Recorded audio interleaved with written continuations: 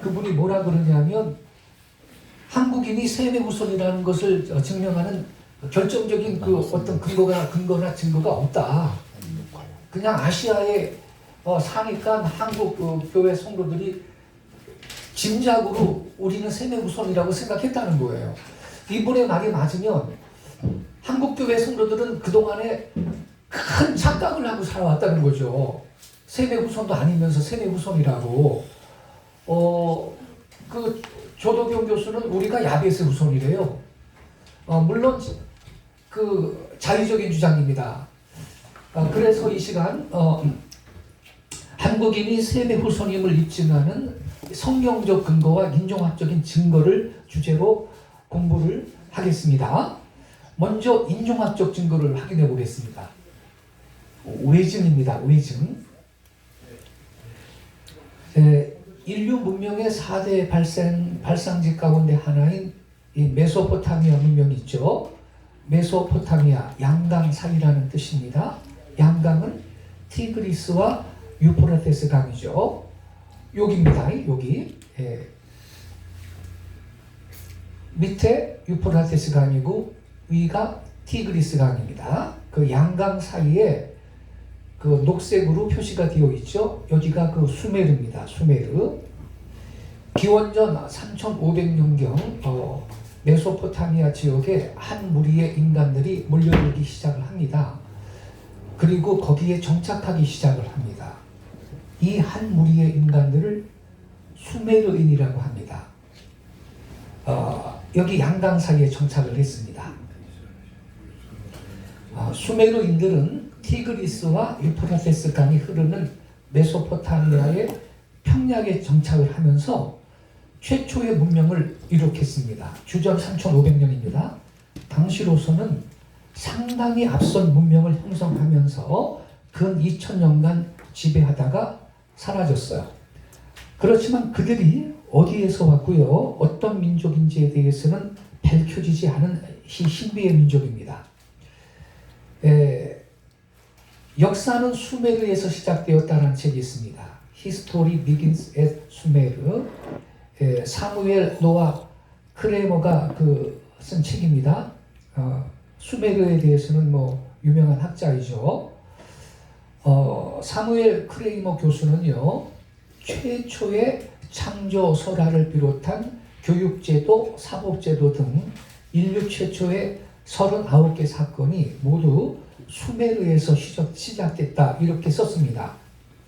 그가 역사는 수메르에서 시작됐다고 역설하는 것은요, 학교, 정부, 재판, 법전, 의학, 철학, 문학, 도서관 등 우리가 알고 있는 문화의 시초를 이루었기 때문입니다.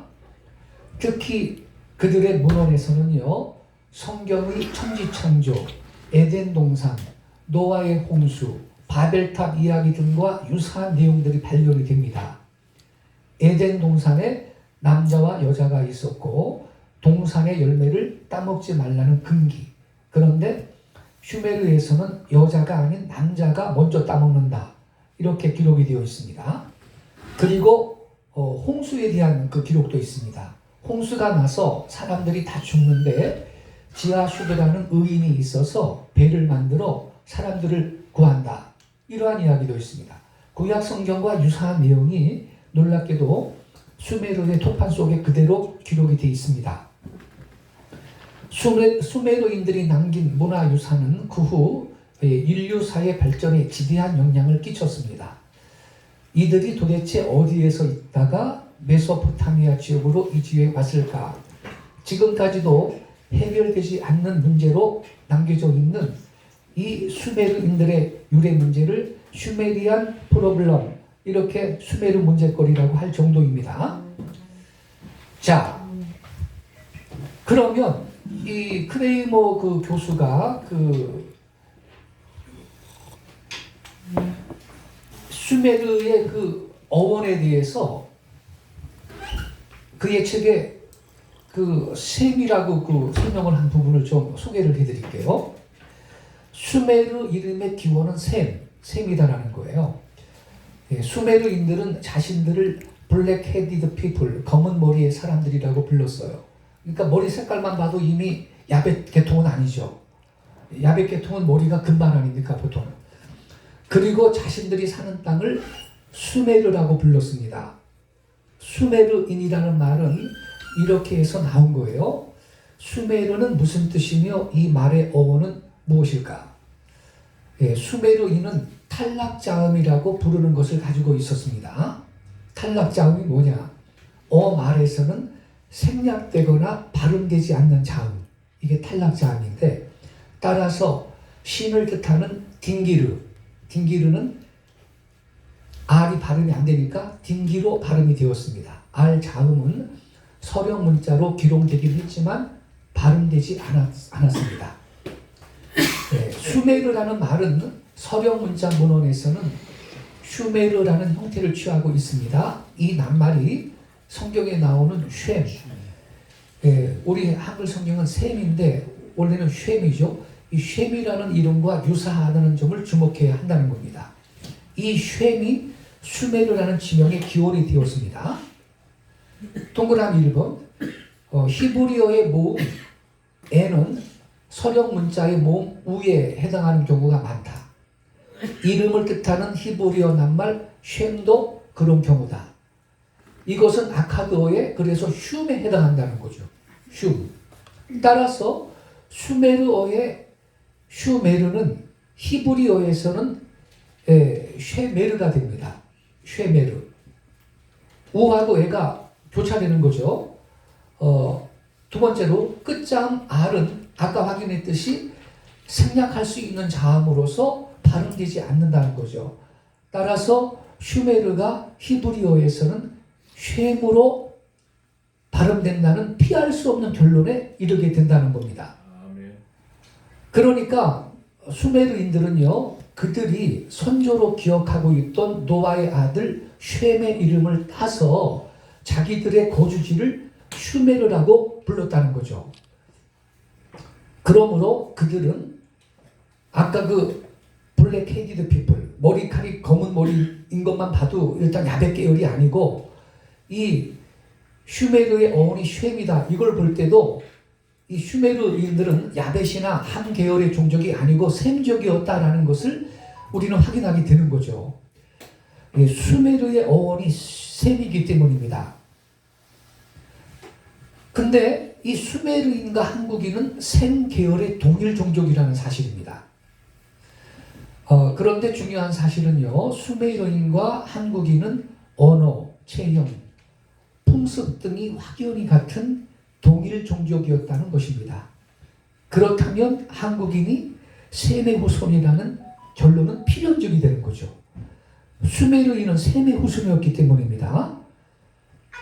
수메르인들은 머리털이 검고 곧으며 후두가 평평하며 태음력을 사용하였고 한국어와 어순이 비슷한 교차어를 썼어요.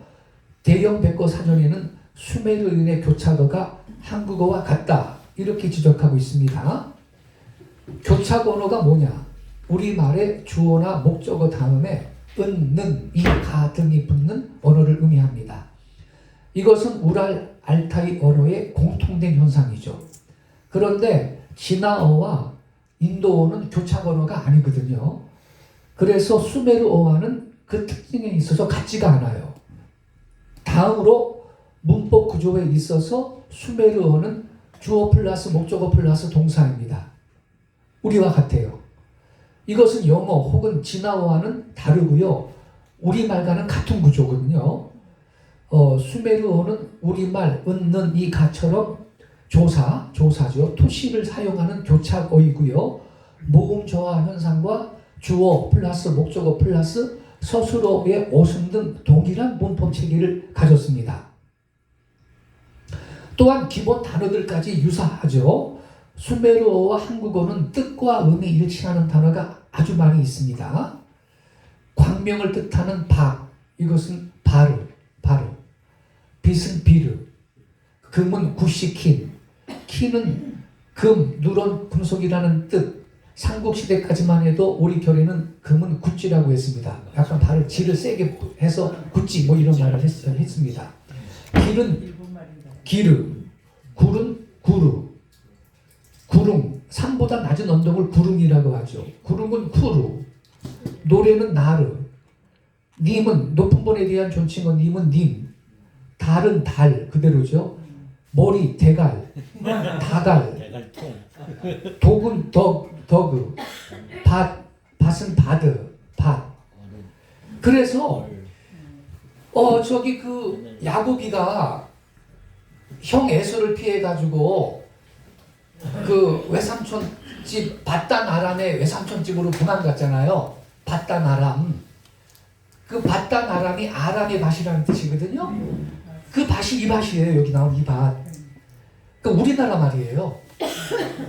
그러니까 이제 이 히브리어가 그 성경에 있는 히브리어가 슈메르어의 영향을 받은 부분이 있거든요. 그래서 밧단 아람이라는 말이 있는데 그 밭이 우리나라 말 밭이에요. 그대로 아람의 밭 그 뜻이거든요. 그 어르는 어르, 그 하늘은 안 어르, 칼은 카르. 줄여 말하면 칼이죠. 뭐 엄마는 엄마, 아빠는 아빠 이렇게 거의 뭐 그 비슷하죠. 특히 수천 년 동안 거의 변화가 없었던 인칭대명사나 지시대명사는 더욱 일치합니다. 나는 나, 너는 내, 그는 걔. 우리가 걔가 이렇게 쓰잖아요. 오늘날도 우리는 지시대명사는 이렇게 똑같습니다. 수메르인은 우리처럼 머리카락을 묶어 상투를 틀었습니다. 그리고 고구려, 가야, 신라 등에서 쓰인 회도를 사용했고요. 파미르 고원이 원산지인 파를 즐겨 먹었습니다. 게다가 더 중요한 거 우리와 똑같은 형태의 씨름까지 했습니다. 요거 보세요. 삿바 딱 붙들고 있는 거 보세요. 씨름하는 사람 청동상 향로인데 두 남자가 머리에 단지를 이고 씨름하는 장면을 묘사한 약 4600년 전 수메르 유물입니다. 상대의 삿바를 붙들고 있는 모습을 봐라. 우리 결의 고유의 씨름과 똑같은 형태죠. 바그다드의 동쪽 하파자의 님투 신전에서 출토되었습니다. 이라크 바그다드 박물관에 소장되어 있습니다. 이건 다른 각도에서 찍은 사진입니다. 삿바 딱 붙들고 있는 거 보이시죠? 이러한 형태의 씨름은 지금도 지구상에서 우리 한국 사람만 합니다. 여러분. 근데 이 고구려 각조총 벽화죠. 삿바 붙들고 있는 거 보세요. 근데 서역인과 고구려인이 씨름하는 모습이에요. 저기 왼쪽 선수 코 좀 보세요. 한국 사람이에요? 아닙니다. 코가 큰 서역인입니다. 오른쪽에 지팡이 들고 있는 서 있는 사람은 당연히 심판이죠. 그래서 어떤 학자는요, 고구려 시대에 국제 씨름대회가 있었다. 이렇게 말하는 분이 있어요. 코를 보세요. 이 사람 한국 사람 아니에요. 코 크잖아요. 서역인이에요. 서역인. 예. 이러한 형태의 씨름을 지금까지 한국인들은 하고 있는데 이렇게 슈메르에서 이러한 씨름을 이런 모습으로 씨름을 한 거죠. 근데 이게 길가메스 서사시라는 책인데요. 한국어로 번역돼서 나온 거예요. 휴머니스트라는 출판사에서. 거기에도 딱 소개가 돼 있어요. 107쪽에. 사진 보이죠? 씨름하고 있는 거. 이거 2005년도에 한국에서 번역 출간했거든요. 2005년도에. 그런데 여기에 이 슈메르 씨름하는 사진이 이렇게 있고 소개도 했는데 이렇게 소개를 해놓은 거예요. 여기 지금. 제가 여기 요거 그대로 갖고 온 거예요. 예. 근데 머리에는 왜 그걸 썼을까? 지금 그 생각. 근데 이제 이거를 학자들은요 이유를 모르겠다 그래요. 그러게요 지금. 네. 이게 무슨 용도인지 무슨 종교적인 그 어떤 그 의식으로 씨름을 하면서 어떻게 씨름을 저는 저기다가 무슨 향로 저기다가 물을 담아가지고 네. 물을 쏟지 않는 씨름이야. 얌전한 씨름. 네. 그런데 아마 향로가 아니겠느냐 향로. 이렇게 좀 생각을 해요. 확실하지 않고 학자들은 향로가 아니겠느냐. 그리고 고대 그 시대에 이러한 씨름 같은 운동이 어떤 그 종교적인 행사 때 이런 운동을 좀 한 적이 있었다네요. 예. 그래서 그렇다면 이게 어떤 향로가 아니었겠느냐 이렇게 그냥 추측을 하는데 확실한 답이 아직 없어요. 예. 자, 그런데 이러한 형태의 씨름을 하는데 이게 지금 전 세계에서 삿바 붙들고 이렇게 씨름하는 나라가 민족은 우리 민족뿐이 아직 없거든요. 근데 저기 오키나와 가면 어떤 동네 작은 마을에서 이런 형태로 씨름을 하는 사람이 있대요. 그거는요, 몽골이 쳐들어왔잖아요. 고려가 막 항쟁을 하잖아요. 삼별초. 그래가지고 강화도에서 항쟁하다가 제주도로 갔거든요. 거기서 오키나와까지 간 거예요. 그래서 오키나와 어떤 동네 작은 마을에 이런 식으로 씨름하는 마을이 있다는데 그거는요, 삼별초가 가가지고 그 전파를 한 거지. 오키나와 원주민이 언제 이걸 했겠어요. 그건 아닌 거예요. 네. 또 우리가 역사를 바로 알아야 됩니다. 자, 그래서 이 책은 한번 기회 되시면 한번 사서 보시면 좋고요. 예, 이상의 모든 증거들은 한국인과 수메르인이 동일 종족이라는 사실을 여실하게 입증해 주는 겁니다. 이건 물증이에요, 물증. 제가 물증까지 보여주는 거예요, 지금. 예? 그 물증 아닙니까? 제가 이거를 왜 정리를 했냐면요. 그 조동경 교수가 유목사가 한국인이 욕단의 후손이라고 했는데 그거 아니다. 우리 욕단은 셈의 후손이잖아요.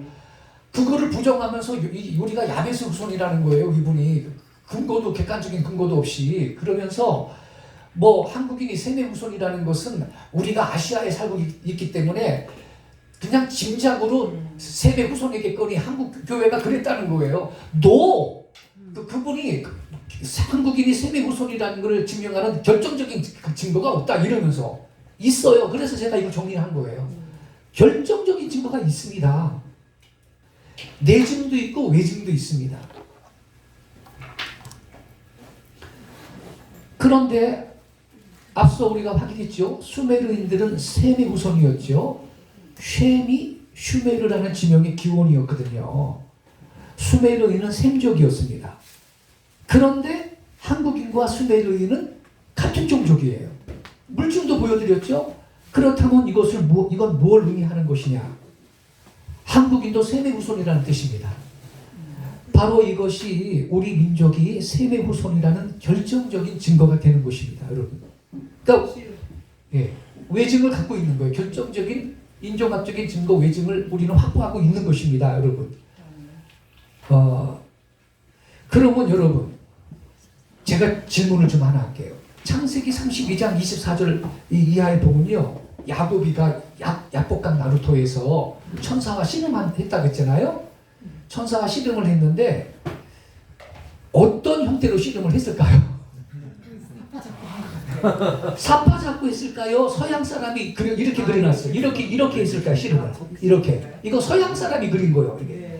서양 사람들이 이렇게 씨름을 했대. 야곱이가 이렇게 무슨 레슬링 했나? 이렇게 씨름했대요.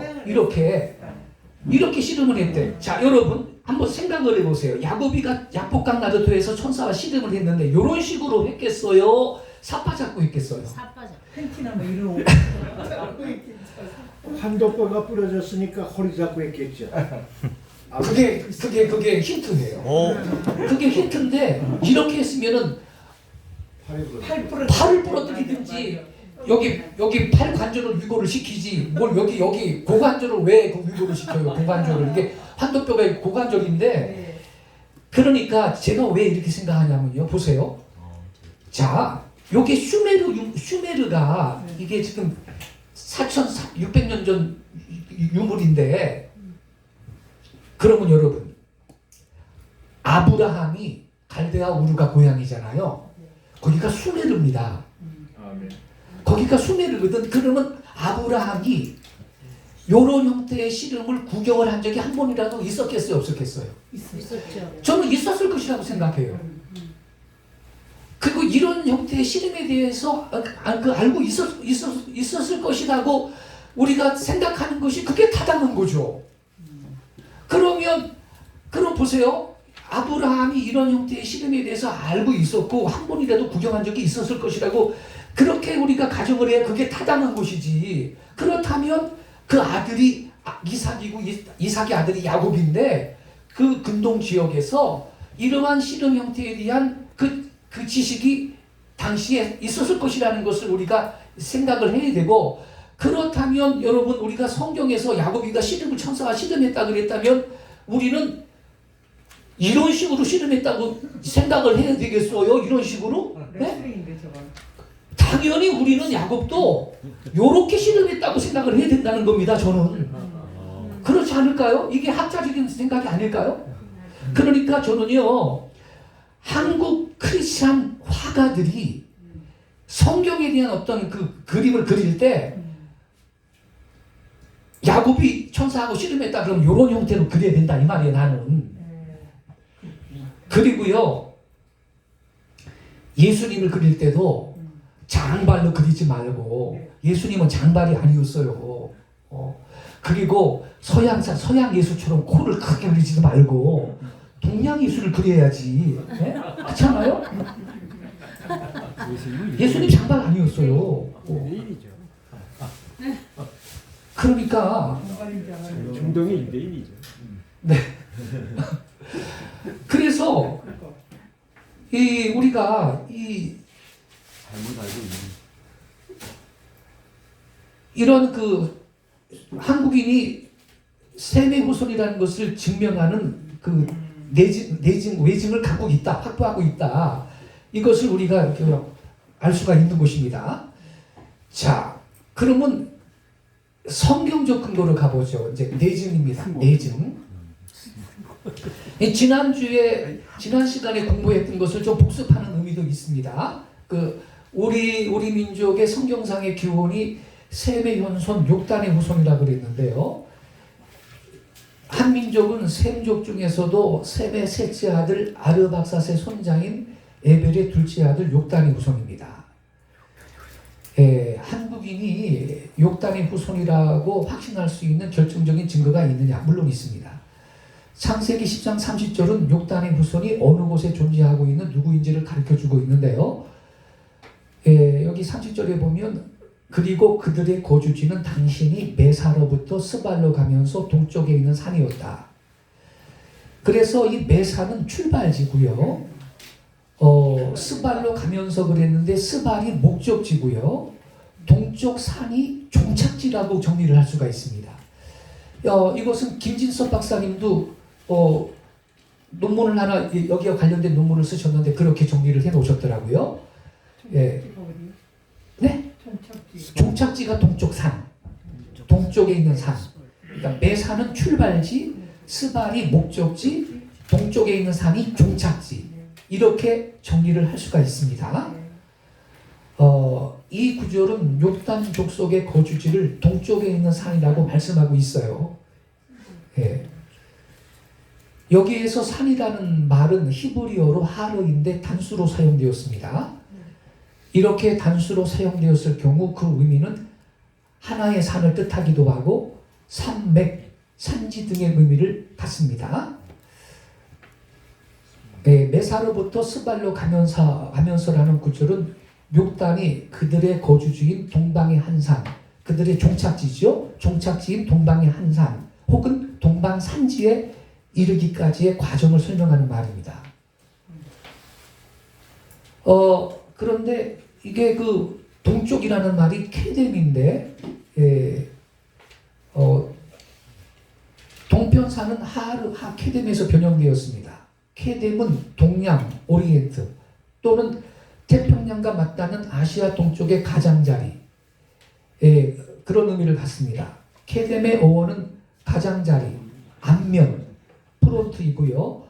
지리학적 의미로는 태양이 떠오르는 쪽에 있는 아시아의 해변 지역들을 언급합니다. 이것은 모든 욕단의 후손이 동양에 거주함을 의미하고 있는 것입니다. 여기 케뎀 보이죠? 케뎀, 더 프론트, 플레이스, 장소다. 그런데 포어파트, 앞부분이다. 장소인데 앞부분이에요. 포어파트. 또 동방의 앞쪽, 그런 장소라고 설명을 하고 있습니다. 스트롱 사전이. 한 가지 더 놓쳐서는 안 될 중요한 사실. 동쪽에 해당하는 히브리 원어는 하케뎀인데 이는 정관사 더지요. 더 하에 케뎀이라는 명사가 부착된 형태입니다. 여기서 케뎀은 동쪽 끝부분, 시작 부분을 지칭하는 명사입니다. 이 단어에 정관사를 부착시켜서 사용한 것은 동쪽 끝의 어느 한 지역을 확고하게 나타나기 위해서인 것입니다.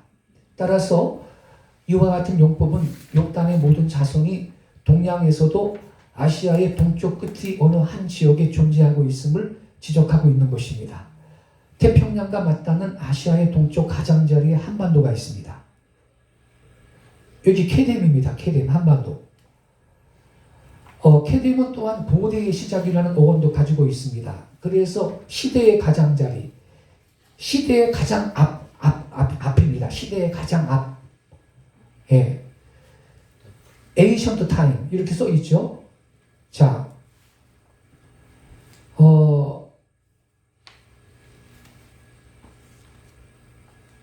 따라서 하르하케뎀은 고대 동양의 산을 의미합니다. 따라서 이 산은 고대 전승의 아시아 동쪽 끝에 있던 어느 특별한 하나의 산을 언급할 수도 있고 고대 극동아시아 지역의 어느 산지를 뜻할 수도 있습니다. 태평양과 맞닿는 아시아 동쪽 가장자리에 해가 뜨는 바로 정면, 앞면에 아시아 동쪽에 태양이 떠오르는 가장 앞면, 그게 케뎀이거든요. 거기에 동아시아 전 지역에서 가장 높은 산인 한박산, 곧 백두산과 국토의 70%가 산지인 한반도가 있습니다. 정확히 케뎀이 의미하는 그 동쪽의 산이고 바로 그 동방산지인 것입니다. 이건 위성 사진인데, 위성 사진. 저 백두산 뒤쪽으로 가면요 만주벌판이 보이죠. 예. 그리고 만주벌판 뒤쪽으로는 시베리아 벌판입니다. 거기 무슨 산지라고 할 수가 없습니다.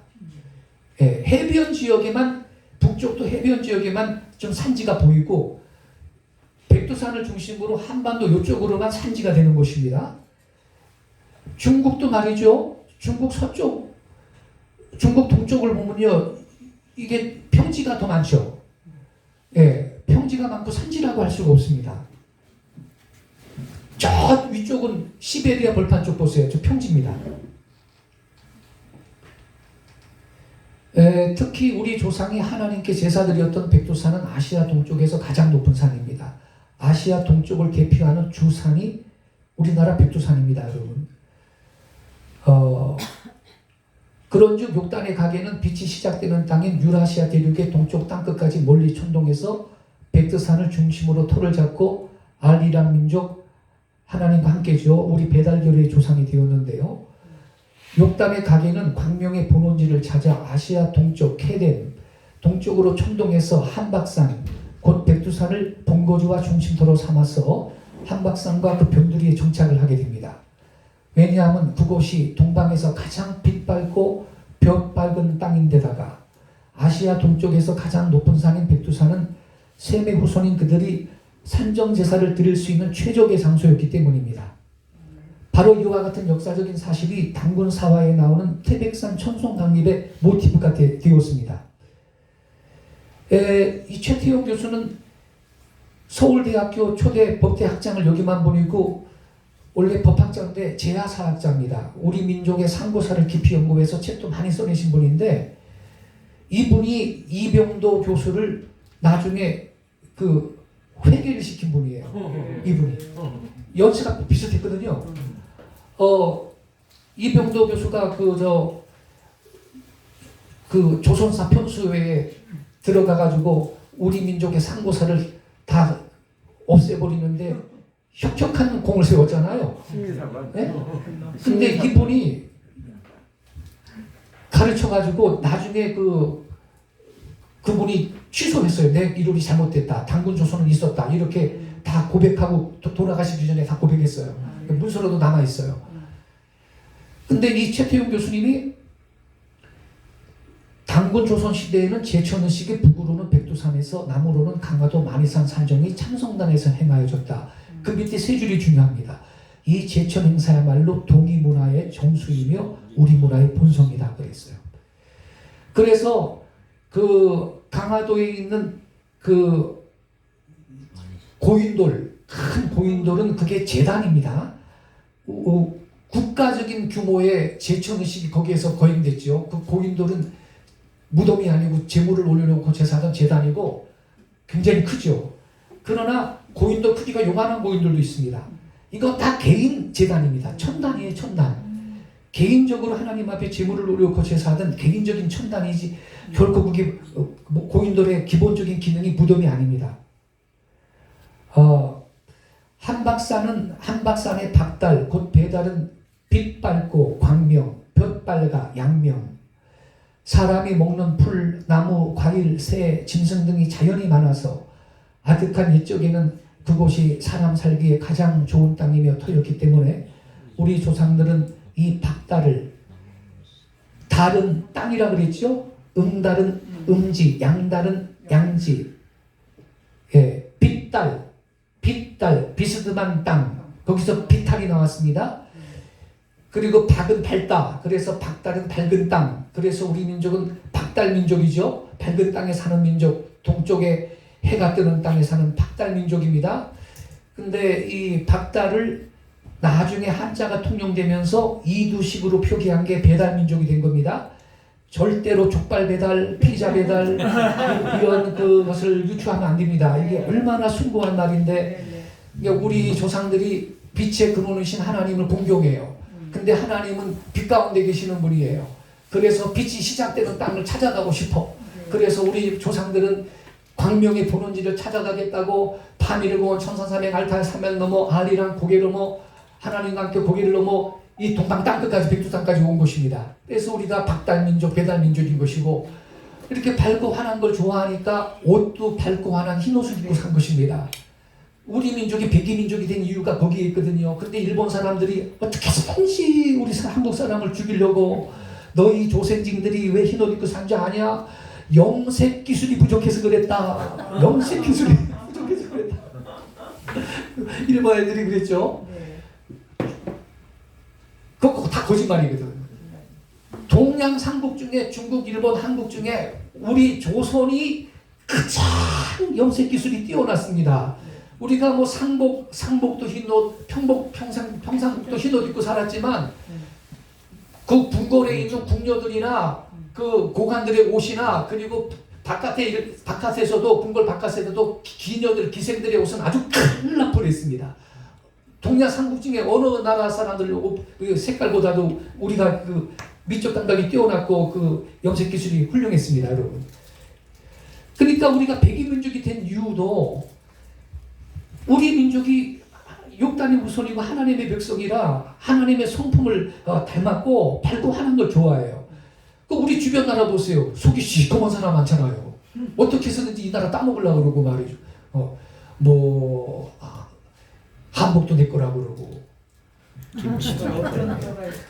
뭐든지 없는 것도 제 거라고 그러고 막 그 마음이 움찔해. 우리 민족은 밝고 하는 걸 좋아하는 거예요. 그래가지고 우리 조상들은 이 박달을 나고로로서 하나님이 정지하신 땅이라고 믿었었습니다. 그리하여 조선이라는 국호는 원래 순우리말 주신이었죠.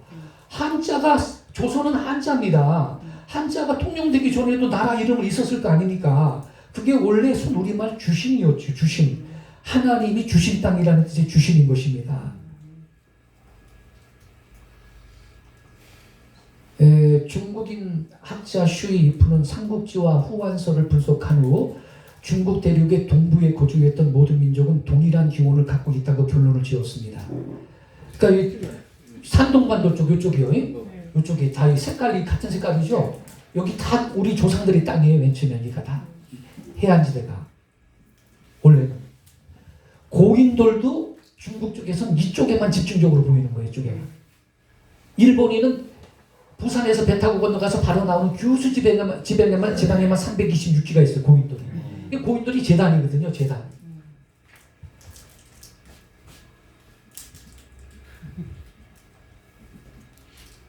그래 여러분 중국 있잖아요. 이쪽에 이제 이쪽이 이게 중국인 학자의 말이에요. 그러니까 중국 대륙 동부에 거주했던 모든 민족은 동일한 기원을 갖고 있다. 이게 다 이제 그러니까 우리 조상들하고 같은 종족들이 여기 살았는데 그래서 중국 사람들이 말이죠. 아이 낳으면 이 엉덩이에 청반점 있잖아요. 청반점. 청반점이 있는 이 아이들이 어디에 집중적으로 많냐면 이쪽 동네에 있어요. 이쪽 동네. 중국인들이 중에 이 청반점이 있죠. 몽골 반점이라는 거. 예. 이건 뭐 저 근데 학자들이 연구를 했더니요. 이 아이 남은 엉덩이에 이 몽골 반점이라고 청반점이 있잖아요. 그런데 학자들이 연구를 했더니 그 몽골 반점이 청반점이 색깔이 가장 진하면서 범위가 가장 넓은 종족은 한국 사람이래요. 이게 무슨 의미냐? 청반점의 본점이 한국이란 뜻이 될 것 같아요. 네. 먼저 여기가 제일 색깔이 진하고 범위도 광범위한데 우리 손자 보니까요, 손녀 보니까 등대기까지 슈퍼래요. 청반점이 무슨 그저 미국에서 말이죠. 우리나라 교포가 아기 안고서는 이제 미국은 다 이게 울타리 만한 울타리로 이렇게 집들 많잖아요. 거기 아기 안고 이렇게 있는데 엉덩이하고 이 등에 시퍼렇게 색깔이 시퍼러니까 신고했어요. 미국 사람이 애 때려가지고 못 들었다고. 경찰이 출동했대요. 삼신 할머니한테 맡겨가지고. 삼신 할머니한테 빌어가지고 삼신 할머니가 이놈아 빨리 나가라 그래가지고 엉덩이를 차가지고 애가 멍이 들어가지고 포른종을 갖고 태어났다 그러잖아요. 그래서 삼신 할머니가 삼위일신 하나님을 섬긴 하와 할머니거든 원래. 하와 할머니가 최초로서 하와가 최초로 임신과 출산을 경험했던 여자이기 때문에 삼파일도 하와 할머니가 맨 처음에 했죠. 이런 역사적인 사실이 구조로 전승되면서 이게 왜곡이 되고 많이 변질이 됐지만 그게 이제 삼신 할머니 전설로 남은 거죠. 그러니까 삼위일신 하나님을 섬겼던 우리 하와 할머니를 의미하죠. 그래서 삼신 할머니한테 빌고 그래서 이제 아이를 갖다가 낳을 때 아이를 아들이든 딸이든 삼신 할머니가 정지해주고 낳을 때 빨리 나가라고 이놈아 나가라 그래서 엉덩이 섞어가지고 먹이 들어 시퍼렇다고 그런 전설이 있는 건데 그것도 사실은 성경의 역사적인 어떤 사실하고 연결이 되는 것입니다. 삼신 할머니도. 그런데도 불구하고 우리들은 그걸 미신으로 자꾸 생각하고 있습니다. 네. 여기가 태산인데요. 태산. 중국 산동성 태안시 옆에 있는 산인데 높이가 여기 보세요. 1535m뿐이 안 돼요. 백두산의 반 정도뿐이 안 돼요. 근데 우리가 태산이 높대야 돼. 하늘 아래 매일오다 맨날 이 시조만 기억해가지고 태산은 아마 에베레스트 산보다 높을 거야. 이런 그 평균을 갖고 있어요. 안 그렇습니다. 동아시아에서 제일 높은 산이 우리 백두산입니다. 네. 산축에도 못 껴요. 이거는. 그래서 이거는요. 저만 이렇게 말하는 게 아니고 이 대천독 신부님이 예수원 설립하신 대천독 신부님이 살아계실 때 늘 하시던 말씀입니다. 욕단의 후손인 한국인들은 이스라엘인들의 사촌이다. 여기 지금 족보를 좀 보면요. 셈이 5 아들을 낳았는데 셈의 셋째 아들 아르박사세 손자가 에벨인데 에벨이 2 아들을 낳았는데 첫째 아들 벨렉이 이스라엘의 조상이 되고 욕단이 동방으로 이동을 해서 우리 한민족 코리아의 조상이 된 것이죠. 네. 제가 여기 C자로 써놓은 거를 주의해 주세요. 예. 원래 C자입니다. 코리아 외국의 서구사에 알려질 때 원래 C자로 알려졌습니다. 지금도 프랑스는 C자 쓰죠. 꼬레라고. 예. 근데 근데 우리가 잘못한 거예요. 처음에 그 시작할 때 네. 대한민국으로 시작할 때 저를 써야 되는데 이 사람들이 생각이 모자랐어요. 아니 일본 사람들이 K로 바꿔. 그렇죠. 일본 사람 K로 일본이 바꿔. 그것도 일본이 바꿔. 예. 저걸 C를 써야 돼. 일본이 바꾼 거예요. 일본이 바꾼 거죠. 예, 그럼 자기보다 아프니까. 자기 K인데 우리는 K니까. 원래 C가 맞는 거죠. 예, 원래 예. 밀어내기 예, 뒤로 밀어내고 있어요. 프랑스나 있는데 다시. 그러니까 우리는요. 저희는 제이고 우리는 재팬이잖아요. 재팬. 예, 그 J. 이거를 제투로 바꾸자 이거야 우리는. 그렇지. 그럼 완전 비례. XY 제 맨 글자야. G 재팬 이래도 제자로 발음이 나와요. 근데 이렇게 바꾸려고 제가 생각을 했었는데 뭐 우리가 일본하고 똑같은 수준이 되면 되겠나. 그래서 그냥 참은 거죠. 할렐루야. 잘하셨어요. 그래서 이 대천도 신부님이 이렇게 말을 했습니다. 지금 이렇게 이 족보를 보시면요, 에벨의 그 첫째 아들이 벨렉인데 이스라엘이 나오고 6단이 한국 백성이 나왔는데 셈의 자손 중에 에벨이 있었습니다. 그에게는 두 아들이 있었습니다. 창세기 10장 25절은 그 아들을 벨렉과 6단으로 소개하여 벨렉이 태어날 때 땅이 갈라졌다고 기록하고 있습니다. 그것은 아마도 바벨탑 사건 때 분열을 말하는 것 같습니다. 6단과 그 후손은 스발로 가는 길에 동편산으로 이주했다고 성경은 말하고 있습니다. 어쩌면 동편산들은 이분이 그러니까 대천도 신부님이요 굉장히 영감이 있어요. 한국의 산들이고 이렇게까지 말씀하세요. 한국의 산들이고 이 태백산에 재단을 세우던 당군은 6단일 수 있습니다. 특히 당군의 기원과 6단이 이주한 시기가 같습니다. 이렇게 말씀을 하시고 있어요. 히브리 말로 6단은 작다라는 뜻입니다. 그의 이름은 벨렉의 어린 동생이었기 때문일 듯합니다. 벨렉의 후손을 살펴보면 아브라함이 그의 후손이고 성경의 나머지 부분은 그 후손들 그리고 가장 중요한 인물인 예수님을 다루고 있습니다. 6단의 후손인 한국인들은 이스라엘인들의 사촌인 겁니다. 이렇게 말씀을 하셨습니다. 그러니까 이스라엘하고 한국은 좀 밀접한 관계가 있습니다. 그런데 이제 여기 그 6단이 그 이주한 곳, 이 30절에 그리고 그들의 거주지는 당신이 메사로부터 스발로 가면서 동쪽에 있는 산이었다 그랬는데요. 이 메사가 출발지고 스발이 목적지고 동쪽에 있는 산지가 종착지라고 할 수 있다 그랬죠. 메사가 출발지인데 히브리어로 이 메샤의 뜻이 뭐냐 하면 우리 한글 성경은 메사 이렇게 돼 있습니다만 히브리어 성경 발음은 메샤인데 여기 그 스트롱 언어 사전에서 스크랩한 거 붙여놓은 거 보세요. 출발입니다. 디파처 출발. 그러니까 이 6단의 가게가 동쪽으로 출발하는 장소가 메사예요. 이 뜻이 메샤 이 뜻이 출발이라는 뜻이니까 메사가 출발지가 맞아요. 맞는데 그러면 그 메사가 어디냐? 이란 북동부 카스피의 남동쪽 이란 북동부 메슈하드에 해당한다. 오해하지 마세요. 메샤가 메슈하드다라고 제가 말하는 게 아니고요. 메슈하드라는 곳에 해당한다라는 거예요. 왜냐하면 여기가 그 아라라산인데 지난주에 우리 지난 시간에 공부했죠. 홍수 생존자들이 노아와 홍수 생존자들이 아라라산에서 이 바벨론으로 시날 평지로 직행했나요? 그게 아니고 먼저 동쪽으로 갔다 그랬어요. 동쪽으로 가서 다시 서쪽으로. 동쪽에서부터 서쪽으로 이동하다가 시날 평지를 만나서 바벨탑을 싼 거거든요. 그러니까 맨 처음에 그러면 이 아라라 산지에서 이 노아와 홍수 생존자들은 카스피의 남한을 따라서 동쪽으로 여기까지 간 거죠. 이 정도까지 갔는데 가가지고 여기에서 여기가 이란 고원입니다. 이란 고원이거든요. 이란 고원을 가로질러서 이렇게 다시 서쪽으로 이동하다가 여기 시날 평지 여기 만난 거예요. 그래서 바벨탑을 쌓는데 그런데 이 욕단과 그의 그 10세 아들들은요 여기에서 서부 바벨론으로 가는 대다수의 무리들과 분리돼 가지고 여기가 현재 오늘날 이란의 메슈아드라는 곳이 실크로드 있죠.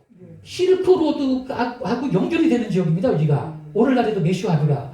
그러니까 고대의 이 실크로드가 시작되는 쪽하고 근처에 있는 자리가 여기예요. 그러니까 이 욕단과 그의 가게가 실크로드 쪽으로 진입을 해가지고 이 파미르고원 천상산맥 알타이 산맥을 넘어가가지고 학자들이 우리 민족은 알타이에서 왔다고까지 말을 해요.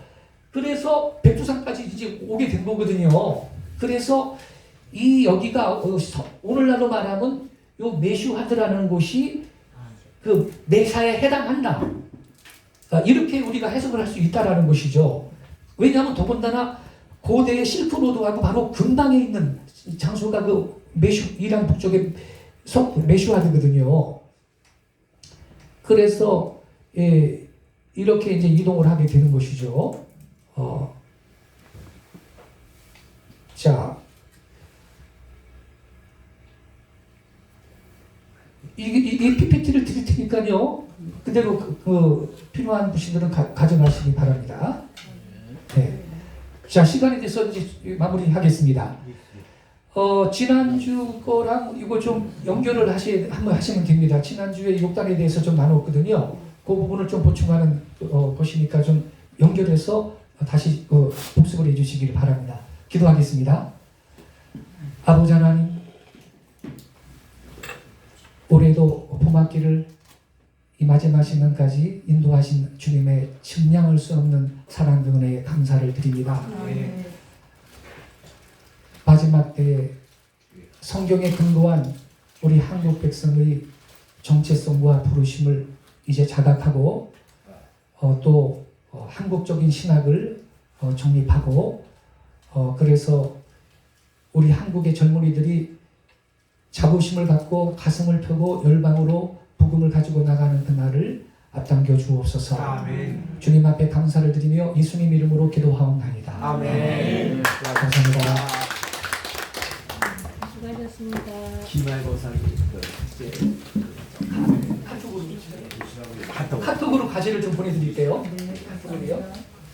최근 언제쯤 나오시죠? 톡방에 초대가 안 되고 근데 초대 안 해드려요. 5월 하순쯤 나올 것 같아요. 우리가 서점으로 나오는 건가요? 학생하고 교수님 네, 전국 소정으로 다 배포될 거예요. 톡방에 들어가요. 교수님만 초대 안 했어요.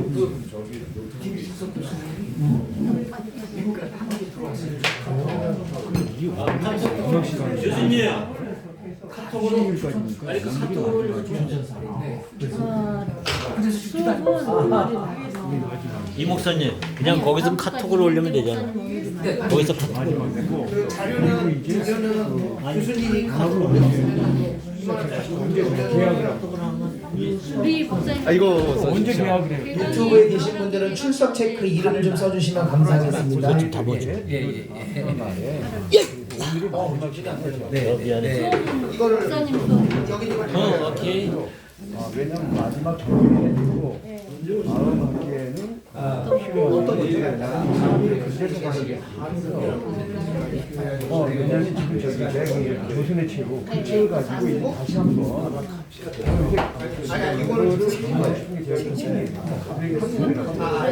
이건 이제 그거 이제 나오고. 하겠지만 일단 또 새로운 또 관점에서 한번 한일 근대사를 우리 밥 먹으러 가야 되는 시간인가? 몇 시야? 교수님 혹시 USB 빼셨나요? 네. 아니요. 간단하게. 가을 학기까지는 여기 한 개 있어가지고 한일 근대사 강의합니다. 요즘 제가 이제 카톡으로 또 보내는 이 지금 보내는 게 아니 지금 바로 밑에만 일주일에 한 번씩 와요. 이걸 보내요. 오늘이 6번째를 보내는 거예요. 아니 왜 이거? 오늘 6번째.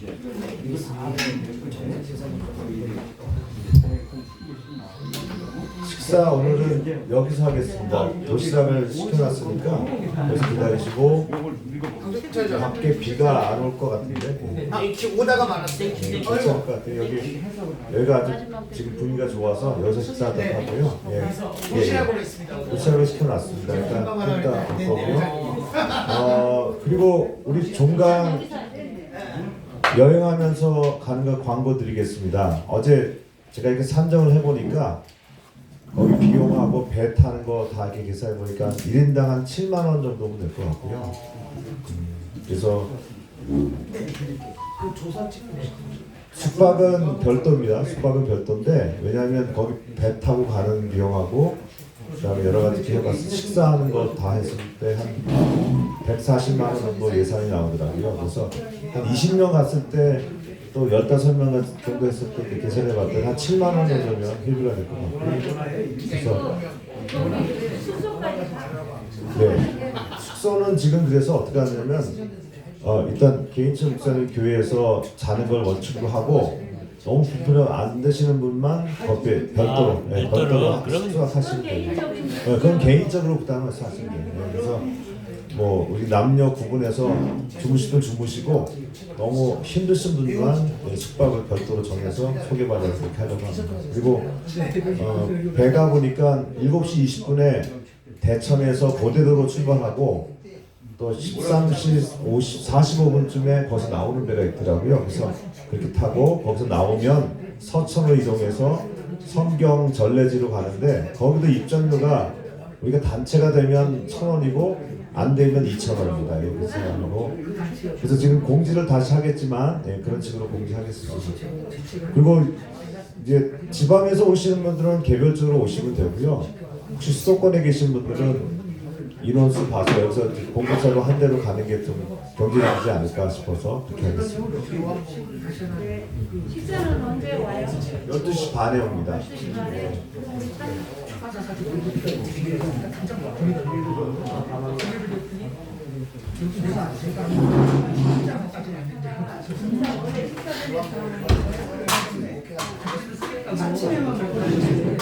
기다려달라고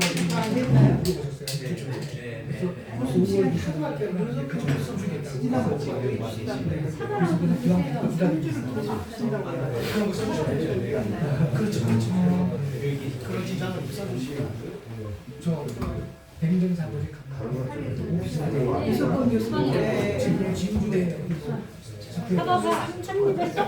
12월.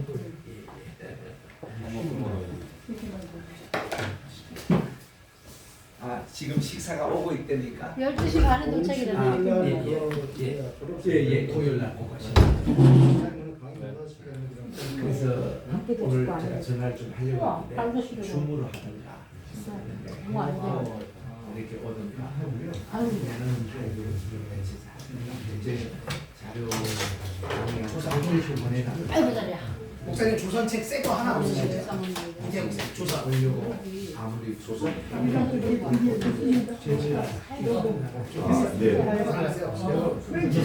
이렇게 카톡을 썼는데 전송이 안 됐어요. 제가 잠결에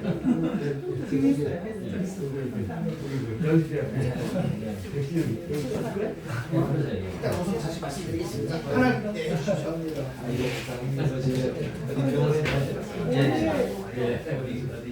작년에는 USB로 많이 주셨는데 올해는